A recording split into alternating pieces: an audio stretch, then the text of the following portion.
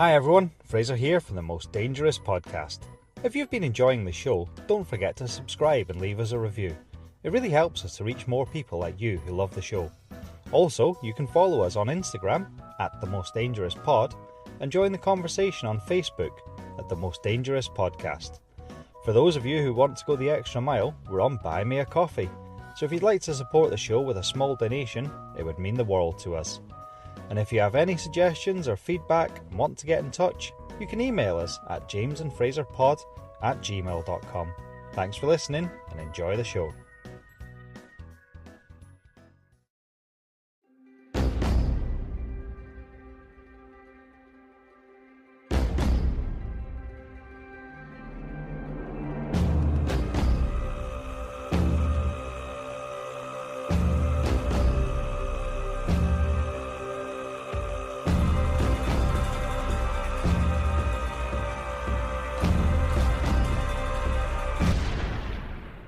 Hello, welcome to the Most Dangerous Podcast. So we've had a couple of different episodes the last couple of weeks with guests and whatnot, so it's not been the normal thing. And this week, I'm afraid to say it's going to be different again.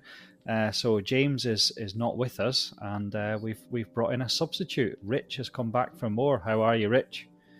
Yeah, not too bad, mate. You? Yeah, I'm good. Yeah, well, I'm not really. I'm going to our cheerleading competition weekend, which you have been to before and know what I'm going through right now.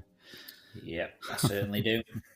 I'm looking forward to it. It's good to see the girls compete and stuff. It's just the stress of going and getting ready and everything, which my good wife is doing just now as we record this. But yeah, James couldn't make it this week, and you kindly asked to join us, and yeah, so you must have enjoyed it last time. Yeah, it's good. It's interesting, something to do, isn't it?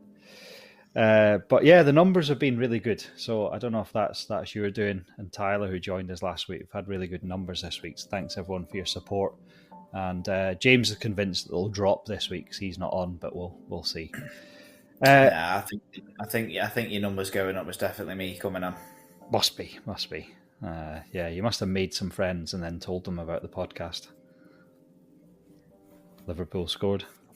Oh yeah, 3-0 now. So professional. James and Tyler were watching the Wales rugby game when we recorded last week. I think it was 49-0 to France, was it? Something like that. Yeah, I went out for a pint last Saturday, and the England-Ireland game was on. I didn't have a clue what was going on. Just a load of massive guys chasing a big egg. I was like, why are they running around and hugging each other and following an egg around a field? They look like they look like animals, rugby players, and then like they hurt someone on the other team. Like, oh, I'm sorry, I'm so sorry, chap. It's a bit different to football, isn't it? So, as you well know, Rich, we pulled out American Highways from the hat. So, because James isn't here, it was actually his week to present his subject. So, we're not going to do a full episode, but I just thought both you and we've driven on American roads, so I thought I'd ask you first about that. How do you like driving in America? What are the roads like compared to the UK? To be honest, I think they're absolutely amazing because they're so big, they're so wide. The only thing that's a little bit scary is that when you turn right, you can just pull out. Yeah, it's like you can turn right at a red light or something, can't you? Yeah, and I kept on stopping and getting like little toots, beeping people behind me because I didn't realise at first. But now I've got it down to a T, really, to be honest. There was a junction coming out of a Walmart, and it was just a crossroads with no lights, and all four of us got to the junction at the same time, and I had no idea whose right away it was. We were all just sitting looking at each other, and I just thought, I'm just going to go. And I made it. But yeah, it's what I like about the American roads is we weave our roads in between buildings and hills and stuff. They just fucking bulldoze and make a straight line, don't they? That wasn't the Walmart that I met you at, was it? Yes, so I remember, yeah. Listeners, Rich and myself, our holidays in America crossed over by one day. So we met in a Walmart car park and had a cuddle, didn't we? Yeah, we did. It's quite surreal bumping into your mate on like what's like the other side of the world. Yeah. But I think we saw each other for about 10 minutes, and that was it. Yeah, I remember when I first ever drove in America, and I got off the plane and I was absolutely shattered. Yeah. And then you're given keys to a car, and they're like, "There you go and get in that and drive." And I'm like, "Oh, I'm really scared." Yeah, straight out the airport, the kids are moaning like fuck, they want to get back to the house, and it's like Orlando. It's the last time I went, it was an airport like in the middle of nowhere. So you're out in the country, you get a bit of practice, but the main Orlando airport, you drive out of there onto like International Drive or something, don't you? Yeah, It's like yeah. the I-6, 5 lanes of traffic, and there isn't really a fast lane in America, is there? They No. pass you on both sides. Yeah, one thing I noticed as well is they all kind of undertake each other in different lanes and all that kind of stuff, whereas he is a little bit more civilized. Yeah, absolutely mental. But no, I like the junctions. I like that you can do a U-turn.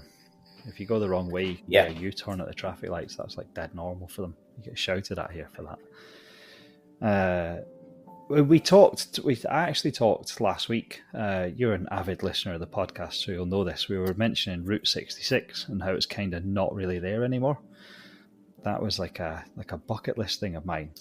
And same here actually as well. And I've watched the film Cars a million times because it's Teddy's favourite film, and I didn't actually realise until I was looking at it again yesterday that is the whole film's all about basically Route 66 getting taken over and disappearing, which is really sad. But it's weird. I remember watching something. It could have been Billy Connolly or somebody was doing one of the trip down the Route 66, and like some of the like attractions are still there, but on like the side road now. Oh right, yeah. Which is still the Route 66, but a lot of like the main highways have just completely got rid of it now. Yeah, yeah. It's supposed to be like a weird road. It's like the world's biggest shoe and stuff like that. It's like yeah. I'm sure it was Billy Connolly because doesn't he go to a guy that's got the world's biggest collection of toilet seats? Yeah, something like that. Garage. Yeah, it's a bit random, but I'd still like to drive across America. The one I want to do, and my mum and dad did it many years ago, is drive down the California coast. Yeah, well, we were meant to do that, weren't we, from San Francisco to LA, but COVID happened, and then we couldn't do it. Was that your COVID holiday? I remember it was California. Yeah. I don't know if I'd do it with the kids though. Just with my wife in like a soft top, where you can literally just stop in all the little towns, and kids would moan too much. But I'd quite like to do it, and you can go right down to Tijuana, can't you? Yeah. Just get what is it they drink there? Tequila with a worm in it. Oh yeah. I've had a few dodgy nights having some tequila in the past. Never liked it. I never liked the taste of it.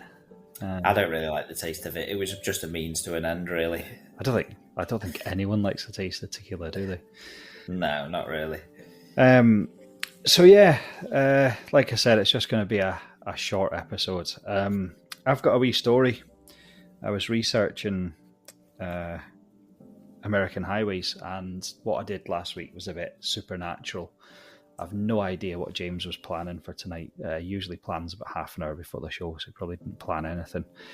And I was trying to get ready for mine, and I was looking at little road trip stories, and I came across this wee story I thought was interesting. So if I can borrow some of your time, Rich, I'll read it to you, and you can tell me what you think. Of course. You might like it, you might not. You might just bore the arse off you, but you got the football to watch there anyway, so... It's all right. I don't think we're going to lose, so we're all right. We're 4-0 up now, so... Yeah, you've got a good chance. Right, okay, so this story is just titled Rusty 33, so I guess the guy's name's Rusty, and he's 33. I was 18 and working at Sunshine Village. I had a kitchen job with this guy, Ace, who was always talking about how rich he was, saying he was the CEO of this company I'd never heard of. I was looking at that. I had a kitchen job with a guy called Ace that was a CEO of his own company. So there's bullshit there straight away, isn't there? Yeah. Why is he working in a kitchen if he's got his own company? He said he liked to take time off work as a cook because it was less stressful. I guess he wanted to get to know me better.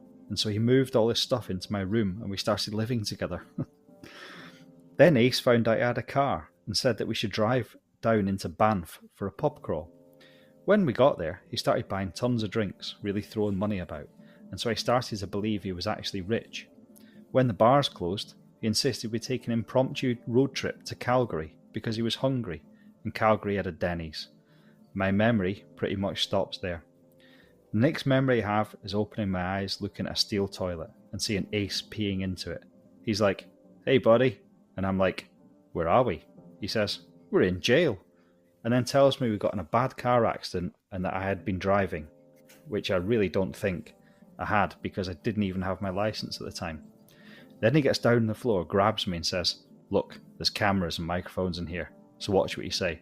But last night I told the cops that we met two guys named Hugo and Maximilian from Montreal. They wanted to go to Calgary, and since they needed a car and we needed a sober driver, we decided to team up. But on the way, we hit a patch of black ice and rolled the car. Then Maximilian and Hugo ran away. Then Ace told me to back up the story, and I had gotten out of the car and ran around the woods and made footprints to make Max and Hugo's escape believable. He said, just tell the cops that you don't remember anything except for picking up these two guys and that neither of us was driving. Now they're going to come in and separate us, but don't crack and neither will I."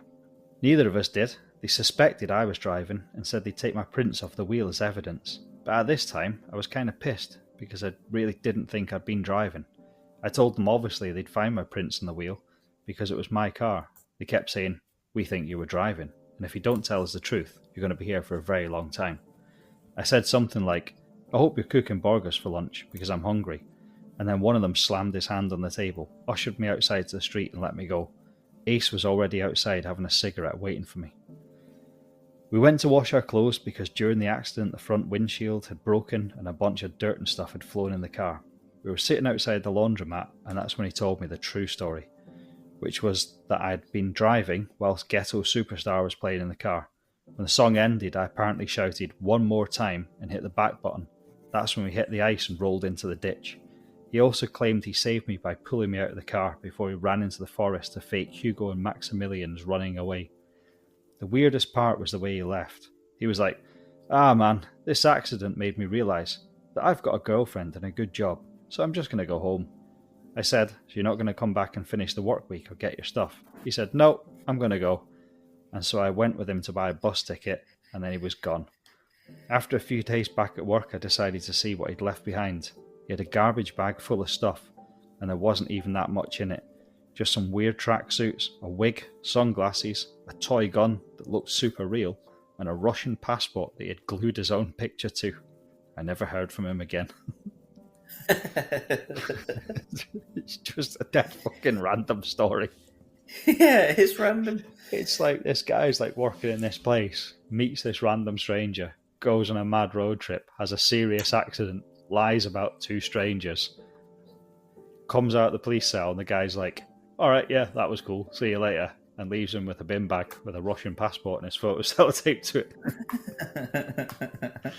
What I did realise reading that story for the second time was that was actually in Canada, so it's not a US highway, so apologies to you Americans, but it was a funny story. I quite liked it anyway. I did think that when you started mentioning like Banff and stuff like that, I thought, yeah, that's in Canada. I've done that thing that like Americans do that think like England is the whole country and that not actually like Scotland and Wales and stuff. We do apologise, Americans. We know you're separate from Canada. But yeah, anyway, hope you enjoyed the story. I did like when you mentioned Denny's. I do like a Denny's breakfast. Denny's is great. Denny's, I didn't realise until last time I was there that they are like open 24/7, aren't they? Like Christmas Day, everything. You can go, 8 o'clock Christmas night and have some pancakes. It's weird. But yeah, they do pancakes over there so much better than pancakes here, though. They're proper big fluffy pancakes. They're nice. I mean, don't get me wrong, I like a good crepe, but the pancakes over there are fantastic. And a scrambled egg. I would have. Laura could never understand that I can have pancakes, bacon, and maple syrup. She's like, it doesn't. Oh yeah, that's a winning combination. Beautiful. And we never went until last time I was over there to IHOP. I'd never really been there. Yeah, we did IHOP last time we went. Yeah, I just had it in my head that IHOP was like a posh like a pancake place with like toffee sauce and stuff. I didn't realise it was like a proper breakfast place. Yeah. Good old IHOP. So, have you got plans to go back to America? Hopefully at some point, Yeah. but the way the world is at the minute, everything's 10 times more expensive than it should be. No, I know. I'd like to. I need to do California. There's three parts I want to do. I want to do up Boston, up sort of probably a bit of time in New York and up to Boston, Maine. I'd love to do like the deep south, New Orleans. Yeah, and I'd love everything, to. Yeah. and then California. But I was thinking, is New Orleans still there? Didn't it get like washed away? Yeah, I think it is. So it's still there. And like Atlantic City, the boardwalk. Yeah, I'd like to do all that as well. I'd like to go pretty much everywhere in America. The guy we kind of book our America holidays with, he's been to America something like 300 or 400 times. What the hell? And he just goes for months on end and just goes to different places and finds it and then sells holidays to people like me and you. Wow. It's like people that do something like that for their jobs. Incredible. There's a girl, and she's, God, I'm having a stab at her age. Must be in her 40s, and she runs a Facebook page called Diary of a Roller Coaster Girl. Oh, yeah, I've seen her. And she's just, just now she's in Shanghai, Disneyland, but then traveling to other themes. And that's what she does. It's just her job. I'll tell you what, I have got a story about when we were on roads in America, and that was scary. We didn't have the kids, so it was just me and Sarah, and we got to New York, and there was a transit strike on. So there was like no buses, no trains or anything to get into Manhattan. Okay. And like the taxis were all, there was hardly any taxis and there was people fighting to get a taxi and stuff. Something like 4 out of every 5 cars in New York is a taxi, isn't it? Yeah. So, because obviously the public transport wasn't working, everyone was trying to get a taxi. Yeah. So this guy approached us and he said, "Listen, I'm like a chauffeur and I don't have anyone to take back into." And he was a chauffeur, to be honest. Yeah. And we gets to this car, this big posh, like black car, and I was like, "Ooh, this is all right." And he's like, "I'll charge you, because I'm going back to Manhattan. I'll charge you the same price as what a taxi had cost you." Yeah. We were like, "Oh, fantastic! Nice posh car taking us into Manhattan. How good's this?" We got about halfway into Manhattan, and the roads were horrendously busy. Okay. And a car crashed into the back of this guy's car. Shit. And he gets out and he's like shouting and screaming in some language. I'm not sure what it was. And we were just like sat in the back of the car going, "I think we're going to get murdered." Fucking hell. And it was horrendous. And he gets back in his car and then his mate turns up and then they're speaking in this foreign language. And then, oh God, it was so scary. And we managed to get to the hotel. It took like a couple of hours to get there. Yeah. And I don't think I've ever been so relieved to get to a place. Fucking hell. Oh, it was horrendous. Absolutely horrendous. Well, the very first time I went to America, I was 6, 7. And I sort of vaguely remember this. I was talking to my sister about it recently. The first time we went to Orlando, my dad my dad booked it. You remember my dad could like to of course, save his pennies and stuff. And took us to Disneyland, and he booked us in a hotel called the Days Inn in Altamonte Springs. Now, Days Inn are those like hotels you see at the side of the motorway that you would. Yeah. Like there's homeless guys sleeping outside that are having a better time than the people in the hotel.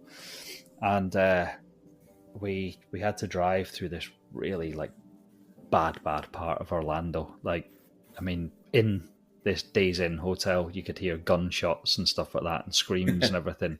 And it was like, when you see like the films in America and it's like the motel and it's got the drained out swimming pool with a deck chair in the middle of it. It was like that. There were proper, rooms being used for hookers and all sorts. The vibrating beds, you could put a quarter in the bed, would vibrate and stuff like that. We were only there one night and we got moved to like a Sheraton hotel. Oh, nice. But yeah, I remember. And I do vaguely remember us all being frightened driving down this road. Just like people playing basketball on the street and all that. And yeah, it was frightening. And my dad was also told he was in Las Vegas at the World of Concrete exhibition. And this guy... That sounds really riveting. Well, apparently I found out years later that they did go to the World of Concrete exhibition, but at the same time there was the the sex toy industry convention in like another building in Vegas. And I found out in later years that they probably spent more time wondering about that than they did at the World of Concrete exhibition. But they had like a driver in Vegas. You get like like you were saying, like the limo type guy that just takes you wherever you want. And he told them never ever look at someone driving a pickup in America, because apparently they'll shoot you if you look at them too long. It's like I don't know if you've ever seen the episode of Top Gear when they have like cars and they go to like the deep south of America. Yeah. And they put all like slogans down the side of the car and they get like bricks thrown at them and stuff like that. Yeah, I know. I know of the episode. I wouldn't say I've seen it all, but I've seen bits of it, yeah. So, no, it's like when you say you'd like to see all of America, there's something I wouldn't like to see. I'd like to go to Boston when it's like St. Paddy's Day and all that, and they turn the rivers green and stuff. Yeah, it's not a good place for a Rangers supporter like me to go, but no. No, I'd love to. I want to go to Stephen King's house. Just go and stand outside it and see if he's in. So he lives up in Maine and stuff, but yeah, there's loads to see. Anyway, we'll wrap it up. Like I said, just a wee short episode so that the listeners aren't missing us too much, and so they could hear your voice again, Rich. Oh, nobody wants to hear my dulcet tones. Yeah, we had under one email demanding you back. So I do appreciate you stepping in. I had a chat to James this week. We'll have you on again when the three of us can have a proper chat. But no, we'll wrap it up there. Like I said, wee short episode. I've got to go and get ready for this cheer competition, and you can go and watch the end of the football. Or is it finished now? The football's finished now, so I've got to tidy the kitchen up because I didn't have my tea till late tonight, so all the stuff still needs sorting out. And you need to stroke that cat that keeps walking past. I know, he's a little shit, isn't he? And all that is him sulking because I won't go and feed him. Oh, really? Oh, yeah. Bastards, aren't they? Right, I'm going to go, mate. Thanks for coming on, and I'll speak to you soon. Probs. See you later. Take care. See you. Bye-bye. Bye-bye.